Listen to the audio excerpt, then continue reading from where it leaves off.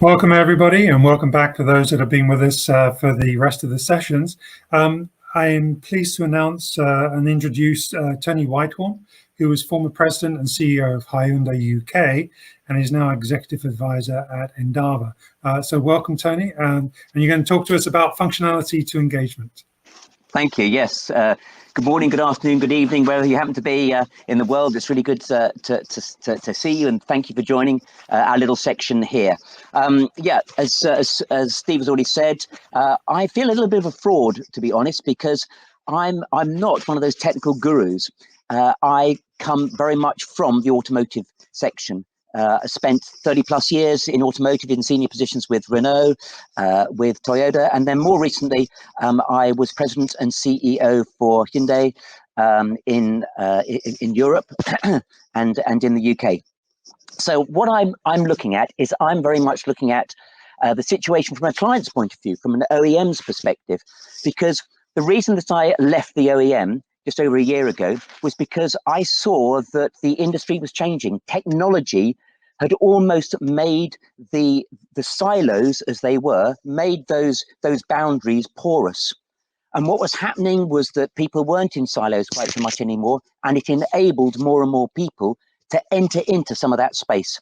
And I did therefore see that there was an opportunity from someone moving from an OEM into the IT solutions area, and I now work as an executive advisor for Endava, who are a big IT solutions company, both globally and very much in the payments and mobility segments. And there was therefore a big opportunity in that arena. So I do feel a bit of a fraud. I feel like a football supporter watching a rugby game, but forgive me nonetheless.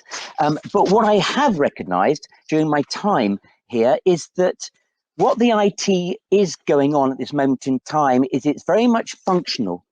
And the automotive industry is all about emotion, and it requires a large form of engagement. And that really isn't happening quite so much. So what I want to try and do is just take you through a little bit as to my perspective on this. I want to look, first of all, at some of the four big trends in the automotive sector and what is happening in automotive at this moment in time. And that's really important that we appreciate that. I also want to consider cars to X and the communication of that, as well as that whole connectivity aspect. And I want to consider as well enabling in-car commerce, because that's what needs to be happening. Is there needs to be a lot of monetizing of the vehicle for a longer period of time than has happened recently, whereby OEMs have monetized their asset on the sale of the car, but as margins have reduced, what OEMs need to do is they need to monetize the asset for a longer period of time, and the way they can do that is by greater communication through the life of the vehicle. So just bear that in mind. But at this moment in time, we need to appreciate that there needs to be a better relationship between the technology and the people. And my perspective is that isn't happening particularly well in the automotive sector at the moment. You know what?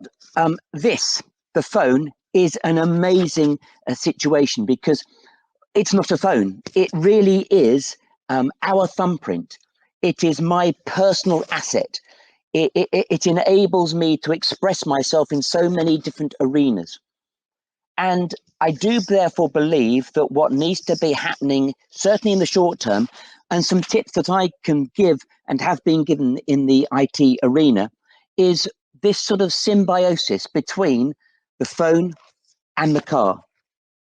Because the car, yes, eventually may have much more of a greater connectivity and in more engagement, but in the shorter term, I believe that the phone is the enabler for that to happen.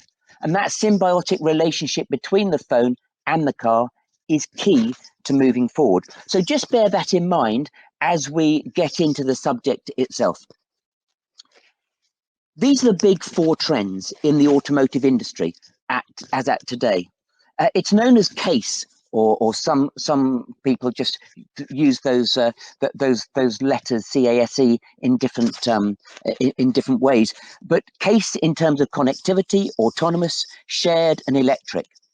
Now, electric and autonomous are very much the domain of the R&D department in the OEMs.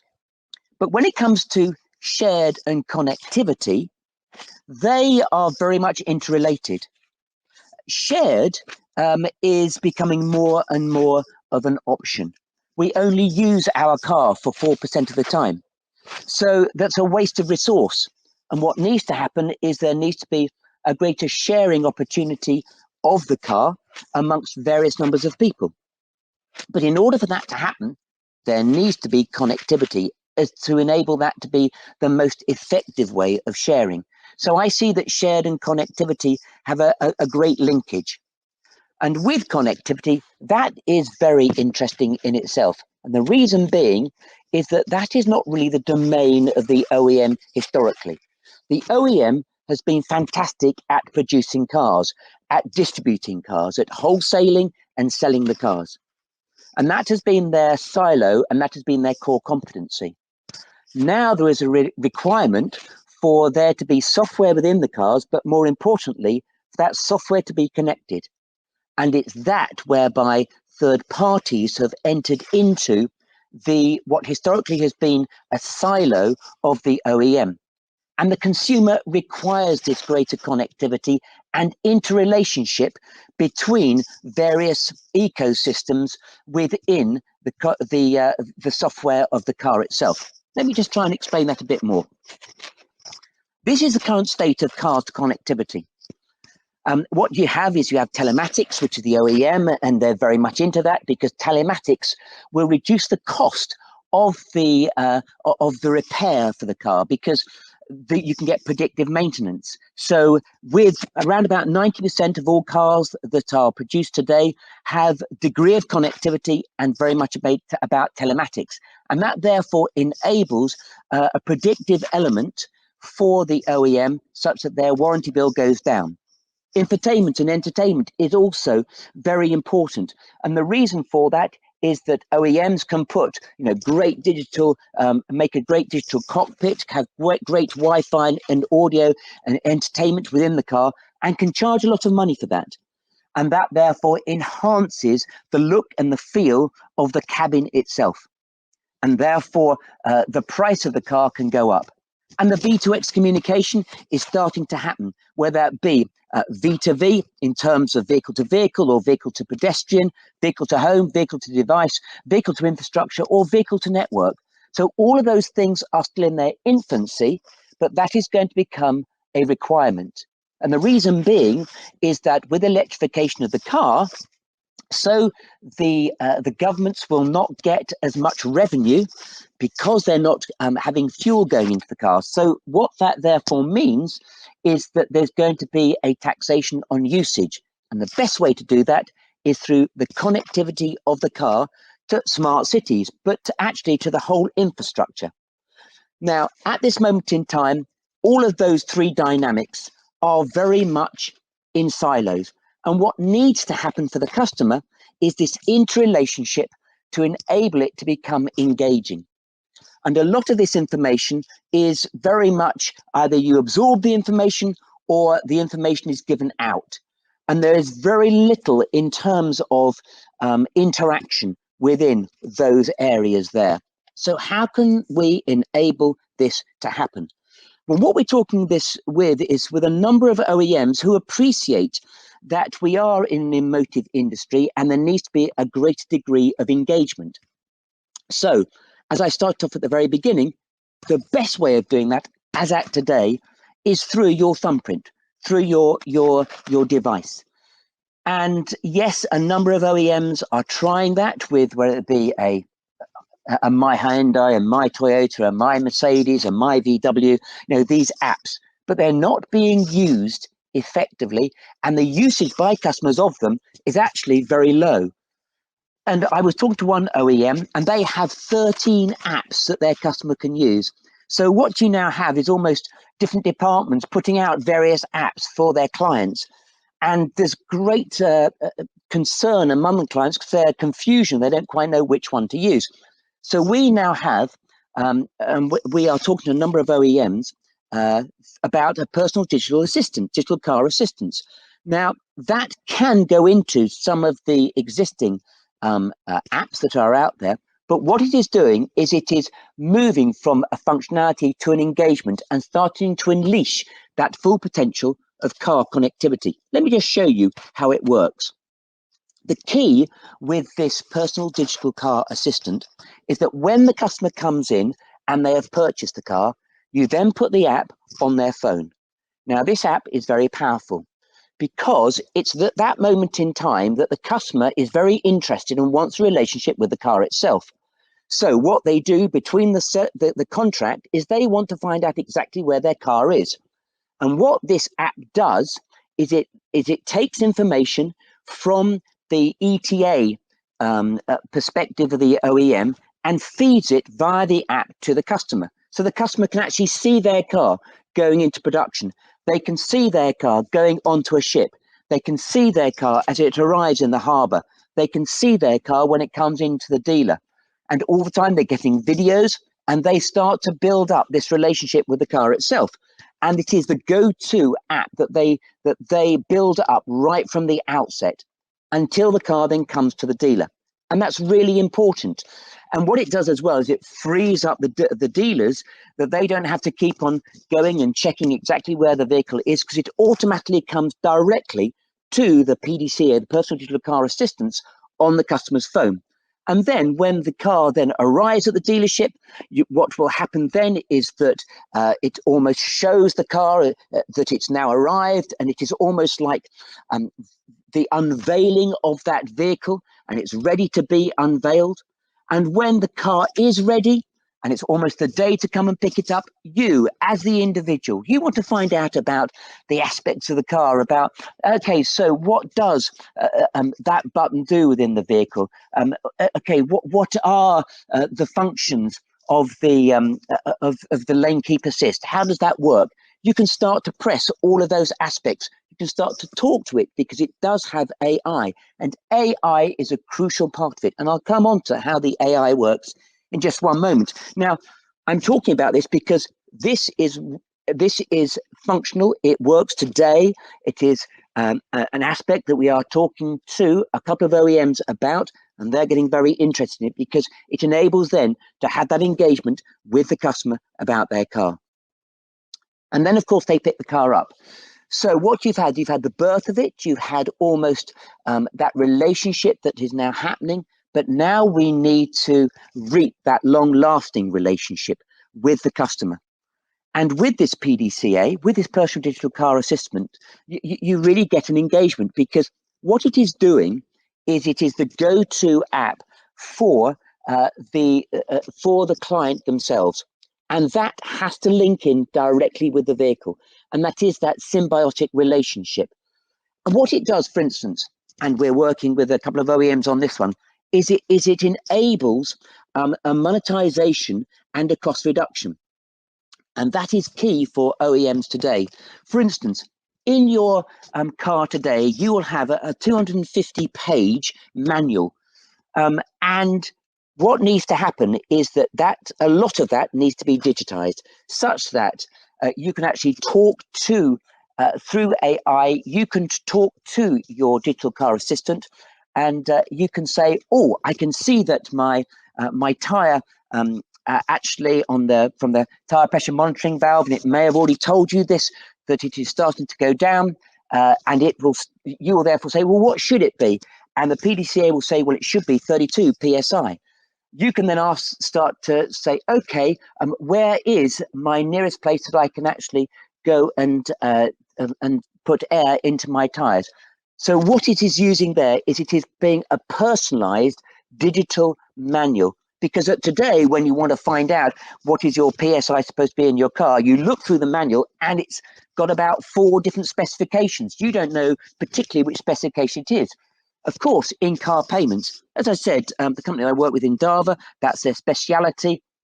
And what you need, of course, is very much levels of encryption. You need a secure and authentication within that, and that can happen through your phone.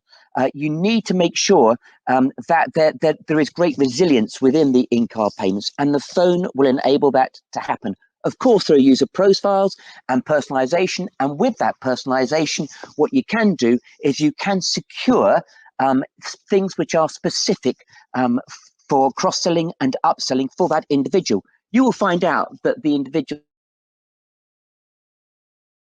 who actually has a dog, and that you can therefore, the OEM will talk to the customer about getting a dog guard. So it starts to have that selling technique through the life of the vehicle. And that is very, very important about monetizing the asset over its life. And as certainly across Europe, as there becomes the OEMs move towards the agency model from the franchising model in the sales process, so now the OEM can talk directly to the customer using the PDCA. So there is a lot of data insights and there's a lot of features that can be summarized on the PDCA itself. But also you can increase efficiency. And that can be done through predictive maintenance, through marketing campaigns, and you can get a whole lot of market research as well and get that data bank to enable that personalization of that of the conversation with the customer itself. So let's just take let's say here I'm driving along and I have a problem with my lane keep assist. There's some sort of camera defect, and there I have it. And I actually, in fact, what has happened is that my personal digital car assistant has told me already that there's a problem with the camera. I can ask through the chatbot some questions, and what happens now is it goes and retrieves data directly from the dealership and also from the OEM and says, yes, you can't fix this directly yourself. You need to now, it needs a repair. So what it then does is the PDCA then talks directly back to the dealership and the workshop, looks at the availability, looks at your availability, talks to you as well, because you might say, yes, I might have that day free, but I don't really like to have my car away from me on a Thursdays. So it can talk to you, and eventually it will book a slot for you, and it will also make sure that the correct technician can work on your car. It will order spare parts via the dealership and also from the OEM. The repair and the potential OEM is required, and it gives you updates. And when you turn up, because it knows your personalization, when you get into the courtesy car will know what stations you like. It also will set up the seating for you, and then it will give you status updates. I always find it strange when I want to book my car in, I phone and make an appointment. That is confirmed by email, and when I want to get updates, it comes to me through SMS. Hey, so there we have 3 methods of communicating to me, when actually it should all be done through one methodology, which should be through my PDCA. And when my car is ready, I can come up, I can pick up the repaired car because it's been talking to me as to how I've been getting on, and I can provide feedback for it. It gives me feedback, and there's lots of analysis that the OEM can secure from my situation. So there's my personal digital car assistance. Just very briefly, I want to talk to you about the chatbot. It's not linear. Too many chatbots are linear, and that therefore means that you can be talking. We don't talk. We don't talk in a linear fashion. We go off in various directions, as I'm doing now. And it might be that you are talking to the chat box and you say, oh, well, what is the weather going to be like today?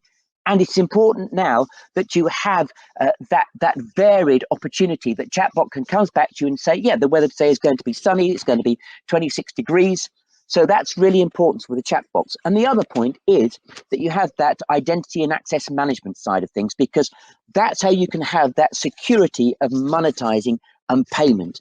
So there is always that opportunity to go back to a human agent through the personal digital car assistance, and therefore have a human agent involved. In summary, therefore, yes, we can have live production tracking. It's very personalized for after sales and marketing. It's 100% personalized. It tells you all about your car, and it gleans your information as well to match the two. There is image recognition and conversational AI chatbot for error diagnosis. We have a maintenance and workshop assistant because it can talk with the dealership.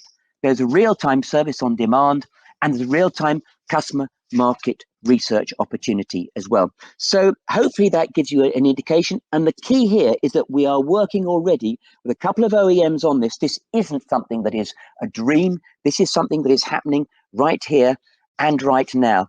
Now, I've written a blog all about that and the opportunities if you wanted more detail, and that's what the QR code is there for. And hopefully that's given you a bit of a flavor as to, I am from the client side. I am OEM driven. I appreciate there's a lot of technology out there, but that technology needs to become engaging. And the best way of doing it from my perspective is by using something like the personal digital car assistant. It may be that there might be, we talk about IoT today. It might be IOC, which is the Internet of Car, which it may go to that at some stage, but not yet.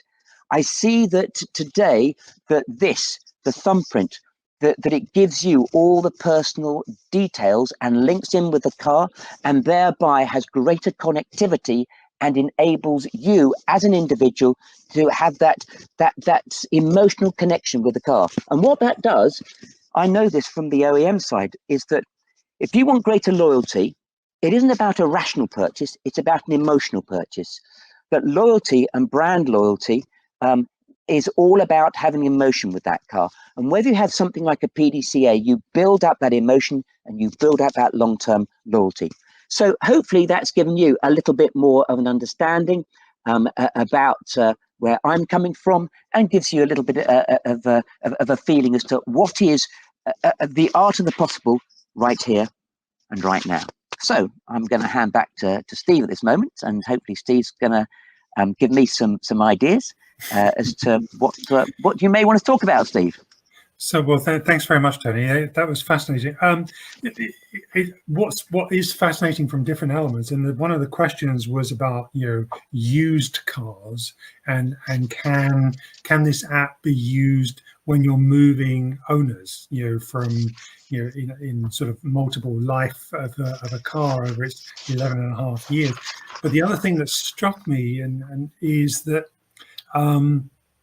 the fundamental difference between the European market and the US market is in the US, you walk into the dealer, and if you don't walk out with a car, it's a really different sort of sales scenario. So the concept of seeing the birth of the car is like, it better be in the dealer, otherwise I'm not going to get it. Yeah, that's absolutely right. There is that difference between the European side, whereby in Europe it's very much sort of awaiting you sort of have that build up. Yes, it's going to go into production next week, and you're right. In the US, they have forecourts of thousands of cars, and I want that one there. But I don't think that makes a whole lot of difference in terms of the US structure. Let's just talk about the US structure, because once you've bought the car, you still want to have that relationship moving forward. And once you actually purchase the car, yes, you therefore want to put the app on there, because the app enables that ongoing relationship. That it may be that I may be away from the car, and I think to myself, crumbs, yeah. I did think about this on the car. I was a little bit worried about, let's say, the tire pressure on the car. So let me just go in there and see what the tire pressure needs to be. And so you can do that away from the car itself. So I do think that that's quite important, that you can build up that relationship even once you've bought the car. And talking about the multiple owners, as you've said there, oh, absolutely. And it has to be available to multiple owners. And that's why I think that it's going to be very much about using the phone, because my personalized situation in my car, when we have to talk about car sharing, there's a good example. I get in the car and it actually sets it up for me personally. I share a car. I get out the car. You get in the car, Steve, and actually the car setup should now personalize it to you. And if that's the same as if it were a used car, that I actually buy a used car and the next one I get, goes on to you. You've actually bought the used car. So the key to me is this is your thumbprint.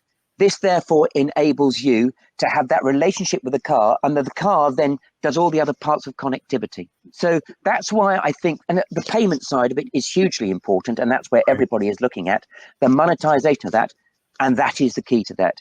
That enables monetization of the car.